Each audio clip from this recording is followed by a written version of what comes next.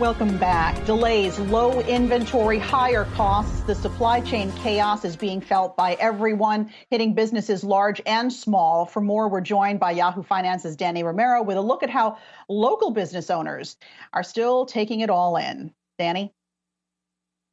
Yeah, Alexis, it's been a challenge to say the least for small business owners to really survive the pandemic. And some of these business owners continue to be impacted by the supply chain mess.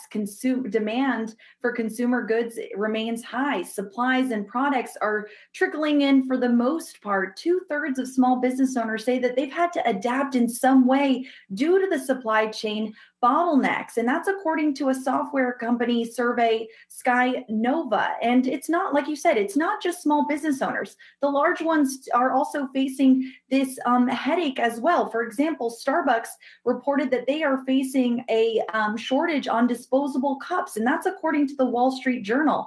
I spoke with a cafe owner in Los Angeles that says that they're having a hard time finding gloves, as well as those coffee cup sleeves, and that they've tried to find a local source, but that supplier imports in, so that's not able to really work out for them. So they've had to really modify their branding. Also, like I said, another business owner, a furniture store, say that they're dealing not only with shortages, but the inconsistency of their inventory. Take a listen. So it's not something that we can rely on. And that's sort of a bigger struggle, because you want to promise a shorter lead time on a sofa, for instance. You just can't right now, because anytime you hint that it might be faster, that's the order that's missing, parts that have to be flown in from China, those sorts of things. For us, one of the bigger impacts is the amount of work we're doing to keep up with price increases. And like you heard right there, another concern, rising costs. Inflation is another crippling obstacle for these small business owners.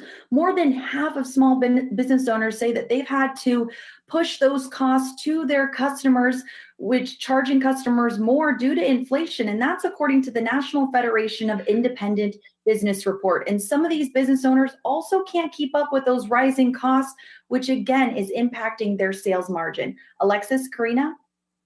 Hey, Dani, I want to ask you real quick, what do we know about the backlog at the Twin Ports? Because we had experts on last week saying that things are starting to ease there. You're right. There are some signs of a let up at the Los Angeles County ports. So let's break it down, because the total container ship backup sits at 76. That was on Friday, which is down from the 109 ships that were backed up in January. And that's according to the Marine Exchange of Southern California.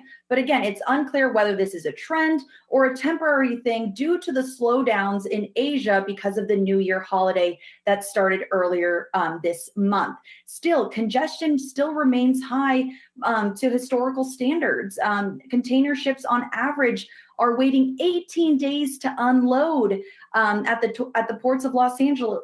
At the port of Los Angeles. And prior to the pandemic, it was rare for ships to really wait for a berth. And on the bright side, port officials say they are continuing to increase capacity. But again, like I said, it's still unclear whether this is a trend or a temporary thing. And with tensions growing about a Russian-Ukraine invasion, there is potential for another disruption across all global supply chains. Karina? There certainly is. All right. Thanks a lot, Dani Romero. Appreciate it.